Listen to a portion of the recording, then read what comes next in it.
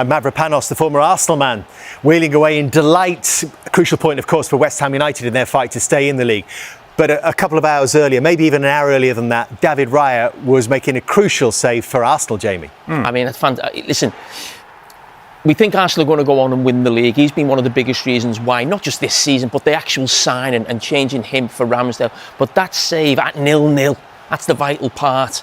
I mean, to get that leg out there, absolutely brilliant goalkeeping. And that kept it 0-0 until we know what happened. Well, we know what happened with the substitution, but also a goalkeeping error at the other end, Thierry. Again, goalkeeper of England, the goalkeeper of Italy, massive mistake. That's an error. Once again, you can see a Dowman on the ball, getting a throw-in, staying in his position, knowing that he's alone, asking for the ball, as you can see here, going back on his left foot, allowed to cross, and then Pickford, that's just a mistake. Nkapia didn't know too much about it, but Gyökeres, we're going to go back first to the cross. Yes, good flight, good cross, but I still expected at that moment Pickford to do better in the middle, and he goes on to celebrate and making 1-0. Everton are pushing for equaliser. We're into stoppage time in the game. And because I remember my first goal, I remember my first moment. I remember, that level of expectation. I could relate. But what I like here, the way, it's kind of this one is pretty obvious, and obviously Dewsbury Hall is going to think that he's going to shoot at a particular moment. Not shoot, but try to hit it. But the way he goes on his right foot, to go and pass him at that particular moment, as you're going to see here. But nevertheless, I'm talking about, you're going to see it here when the ball goes there, he pushes it with his right foot, and again with his right foot. That's very unlike a left-footed player, regardless of what it is.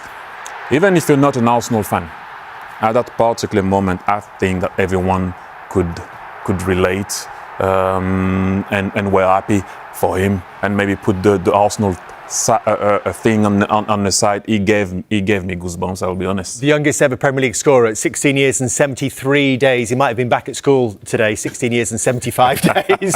The youngest in English top division history, though, remains Jason Dezelle of Ipswich, who was 16 days younger when he did the feat in February 1984. How excited should we be about Max Dowman moving forward, Thierry? Very, very. I was there when they did it. And if someone told me he was going to have the career that he had, I would have said maybe. But what you need to do is to make sure that we can also protect him along the way, because we have a special talent here, not only for Arsenal, but for English football. But let's not get overexcited with that. Am I happy that he's at Arsenal? Hell yeah, I'm happy that he's at Arsenal. But we also need to protect him and not go too far too early with what he can achieve. Do you think it's a significant moment, that shift? Yeah, I think you're talking about Rooney. I think the great players who start as youngsters and go on to have great careers, they always have moments that you remember as a youngster. You have to make that impact. He's done that. It almost feels inevitably to go on to have a really good career. But as Thierry's right there, how special, we do not know yet. There's still a lot of pitfalls and obstacles he's got to overcome. He's only a young man, but what a start he's made. He certainly has, and of course, he caught the eye of every Arsenal fan, watching around the country as well. And despite the fact he came on the 74th minute, he was the highest rated player in the Finalysis Team of the Week with 93. Mavropanos with a starring role for West Ham United in that back four. Some of that might be that ball he took in the face, which was extraordinary. Bruno Fernandes rating really highly as well for Manchester United. And Eddie Howe, the manager of the week, masterminding Newcastle's 1-0 victory at Stamford Bridge. Also on Saturday evening. So might Max Dowman now feature in the Carabao Cup final? Might he throw him in from the start? Who knows? We will find out. 3:30 on Sunday. We're looking forward to that. And at 10:30 tonight, Thierry and Jamie are going to have a closer look at Arsenal's style this season. 9 points clear. A lot of people think it's done now. A lot of people have been saying that for a lot of weeks. About that, and Saturday's win over Everton, all about young Max Dowman. Yeah, amazing moment for him. And one of those great moments in the Premier League when you see the scenes at the end when, that second goal goes in. It's not just because he scored, it was the fact that the game was over, because, as I said, it felt like a very nervous 90 minutes for Arsenal right from, start to finish. Everton had some real chances in that first half as well. But this was just brilliant, wasn't it? For him, one of those moments that I think we'll all remember. We've seen so many youngsters in the past have those special moments in the Premier League, and that was that was right up there with the best of them. But not just about him. It was Arsenal going for the league, and if you are going to win the league, we say it and see it every season. You have to win games late, and that's what Arsenal are doing right now. It wasn't the best performance that we've seen from them all season, but they still came out winners as they normally do. Did it feel a big week for City in that two competitions had almost felt that they were slipping away, and you could see that Pep Guardiola was frustrated after the Real Madrid game, and so too after drawing with West Ham on Saturday night? Yeah, I mean, when you think of the weekend, it could have been completely different in terms, you think of the Jordan Pickford mistake, if City hang on there. Because I was actually looking at the Champions League situation thinking, if Man City go out the Champions League, and you think of those results over the weekend, could have been slightly different. I think most of us coming in here today would be thinking, no midweek football from Manchester City going forward, and that might give them a little bit of an edge in terms of winning the Premier League. But as I said, we had all the drama at the Emirates, and then we've seen what happened at West Ham, and it looks like they've got one hand on the trophy. Given the gap is how it is now, does that make the psychological element of the Carabao Cup final lesser? I think so. Yeah, I think the most important thing for both teams would be the league. I think Arsenal will be desperate to get their hands on a trophy. And this thing of going so long without a trophy, I think Mikel won one in his first season, but not really his team, if you like.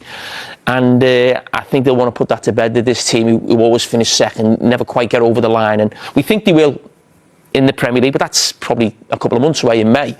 So they'll be desperate to get their hands on silverware now for the first time in a few years. Despite the fact there were so many significant results over the course of the weekend, the enduring image would be Chelsea surrounding Paul Tierney in the centre circle at Stamford Bridge. Scenario where seventh could lead to Champions League football. So basically, if Chelsea or Liverpool were to finish in fifth place and win the Champions League, which is possible, and Aston Villa were to finish in sixth place and win the Europa League, which is possible.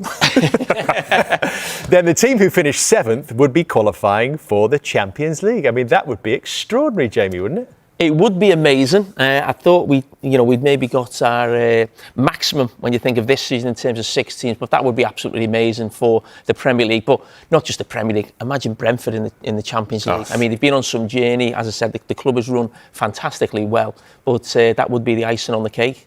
And I would definitely take that. I would take that. I'm sure you would. Hello. Saturday felt like a huge moment in the season. We saw your celebrations as well. So, did you feel like it was a significant moment? Yes, it was a significant moment, a really nice moment to live together. But that's on the past, and now the full focus is on tomorrow. We've seen Max show his talent since the beginning of the season, but the manner how he scored and how he impacted the game was pretty special. And so, how proud were you of him, and what's he been like since? Well, very much, obviously, to do what he did in such a moment, very rare to see, or impossible almost. He's done it, and now it's football. And now what you've done a few days ago is not relevant anymore. It's about the next one. And on the game tomorrow, could you just ask some fitness questions, please? So there's no Jurian Timber and Martin Odegaard in training. Are they out for tomorrow? Yes, both of them are out, yeah. Leandro Trossard was back. Is he available? He's okay. He felt good, so he's available. And any other fitness issues? No any other news. And with Leverkusen last week, it was a tight game against them in Germany, a well-organised side. So what are you expecting tomorrow? Well, very much the same. And watching them play against Bayern Munich at the weekend, very similar. So again, really well coached, a team with a very clear structure, really good individuals. If not, obviously we are not in a stage in the competition that we are in right now. So we know what we have to do, and in front of our crowd, with our people, putting all the energy in the world again. Hopefully we're going to do it. Good afternoon, Mikel. I know you say you're moving on, but just reflecting on Saturday, in the 6 and a bit years that you've been here, can you recall anything like that feeling that you've had there? Every feeling is different. We had so many beautiful moments throughout this period. The reason one obviously is the one that you have at more recent. That's what is very, very special. But as I said, let's have another wonderful one tomorrow. I know there'll be a will probably just to keep everything calm around Max. So with that in mind, is there any thing that you've put in place, like maybe any players that you might have assigned to him, maybe mentor him? Well, I think we have the leadership group, obviously, and certain individuals that are very close with him. The most important one is his family as well, and he's in a very good place there as well. And him, because he's used to a lot of things. He takes it very normally, and he knows that this sport is about today. Just one play I want to ask you about in relation to that.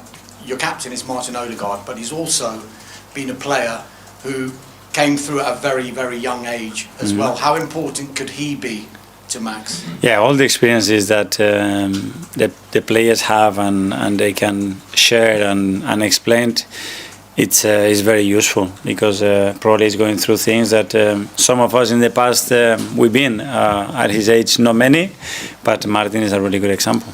Thank you. Hi, Mikel. I know you don't tend to talk about players that aren't yours, but I want to ask you about a player that used to be yours, which is Dinos Mavropanos, who had an excellent game for West Ham and did Arsenal quite a huge favour. Could you just speak a little bit about what it was like to work with him and how thankful maybe you are for his efforts as well? Yeah, very, very good character. A player that he was signed just before I arrived as well, and he had a long-term injury as well, and he didn't get that many minutes, but good to see him doing really well, and that's it. And all the players that they've been with us, wish them all the best. And in all the jubilation of the game against Everton, we didn't really get to offer the opportunity to ask about the penalty that you didn't get in that game.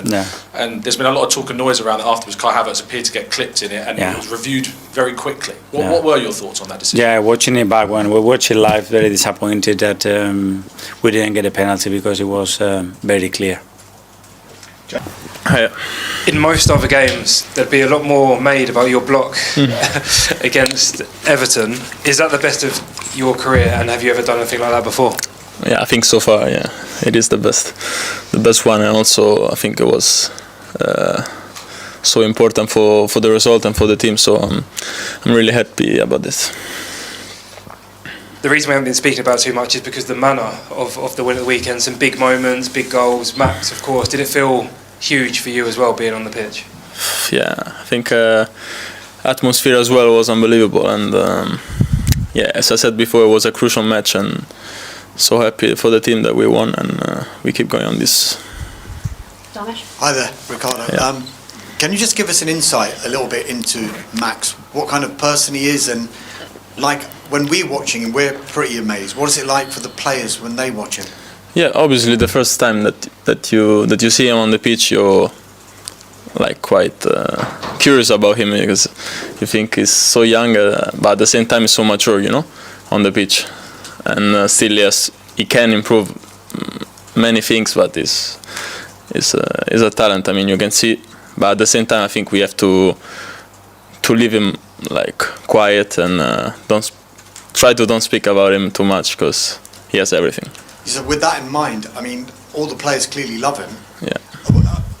Do they give him advice? Do you speak to him? What have you said to him? For sure, we try to give some advices, but I think for the moment is doing well, even without our advices, you know. Tom. Thank you. Hi, Ricardo. There's obviously a lot on the line this season, and there's been a lot of high-intensity games. Yeah. What's it been like to play in those moments of really high pressure when there's so much on the line? I think it's especially now, like from March on to the next few months, is the best part of the season as well. No, you started so early, like in with the pre-season, and then you work so hard to get to this point, to be in all the competition, and to be like so close to win. And yeah, I think it's the dream, no, to be here.